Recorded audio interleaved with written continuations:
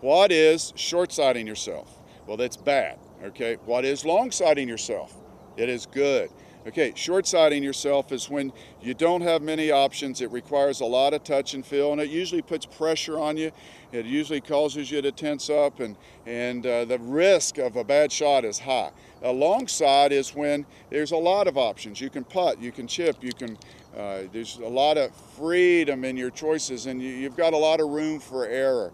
In this case, we have a putt from 20 yards, and then we have which is long-siding yourself. I went way past the pin to ensure that I'm only putting, okay?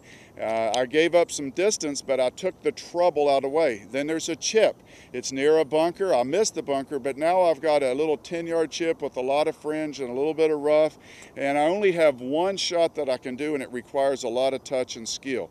So I'm going to show you that that little chip, even though it's half the distance closer, it just requires a lot of tension, well, it doesn't require it, but it's going to cause it, okay? So we want to find the spot, hit to the long side, keep our emotions level, keep our strategy to avoid trouble, okay, which brings down our scores from double bogeys to bogey or from bogey to par. Depend on our short game, our chipping and our putting to get, these are in fact called the scoring clubs. So let's go see those shots. This is the short side. Yes, I am only maybe 10 steps away at the most. However, 1, 2, 3, 4, 5, 6, 7, 8. In fact, I'm 8 steps away. And my fourth step is right in here. 1, 2, 3, 4. So that point is a little downhill slope, and it might land on the fringe, it might land on the green. It requires a lot of precision. Even though I'm half the distance of that putt that doesn't seem as bold and aggressive, the pressure's on me now. So I could chip it and land it on the fringe. I could chip it, land it on the green, but I'm not, it just doesn't fit. I'm short-sided, so I am going to take a sand wedge here. All right, ball in the middle, lean on the left foot, putting stroke. And I hit that pretty good, but now I'm 5 feet by, okay? And if I practiced it, I could get really good at it. As a professional, I'm going to be able to do it. But for the average amateur, you're going to tighten up and you're going to look up and pull out of it, okay? Yes, you could putt it here, but it's unpredictable that way too.